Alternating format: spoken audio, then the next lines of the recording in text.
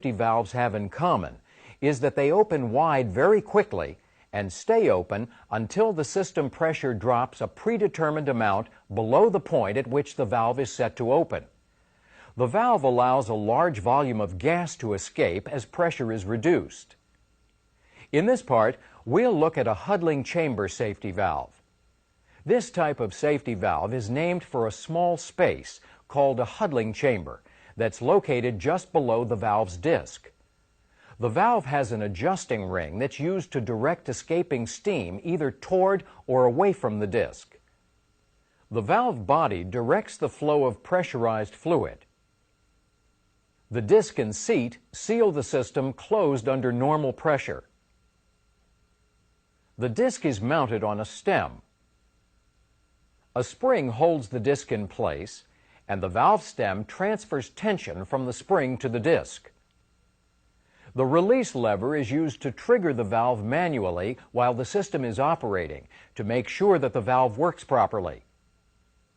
The disc has a lip or shoulder that isn't exposed to system pressure when the valve is closed. The lip of the disc sits above the huddling chamber. The center portion of the disc, which is located over the valve's inlet, is always exposed to system pressure. The purpose of the huddling chamber is to help expose a greater area of the disc to escaping fluid when the valve opens slightly. The fluid pressure acting on the increased area gives a greater total lifting pressure against the spring.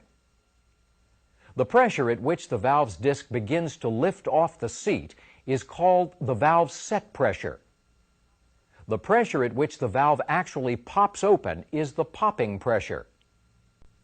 In most cases, simmering occurs briefly before a safety valve opens fully. During simmering, the disc is only slightly lifted and the valve discharges a small amount of fluid. Simmering lasts for only a fraction of a second until system pressure acts on the lip of the disc. As the disc lifts, the lip of the disc is suddenly exposed to system pressure. Since a larger area of the disc is now exposed to the pressure in the system, more force is being exerted on the bottom of the disc. This increased force overcomes the spring tension and causes the disc to pop open to about a 60% open position. When the valve's popping pressure is reached, the valve should open with a clean and sudden pop. If the pressure in the system continues to increase, the velocity of the escaping fluid will also increase, causing the disc to gradually lift higher until it reaches the fully open position. Since the initial opening of the safety valve is about 60%, a large volume of fluid is allowed to escape quickly. After the excess pressure in the system has been relieved, the system pressure will begin to drop. As pressure decreases, the velocity of the escaping fluid also decreases. Spring tension begins to take over, pushing the disc down. The spring tension in a safety valve is preset, and it must be correct for the valve to operate properly. When the system pressure drops to the point where the valve popped open, 1,000 psi in this case, the valve doesn't close because the lip of the disc is still exposed to the pressure and velocity of the escaping fluid.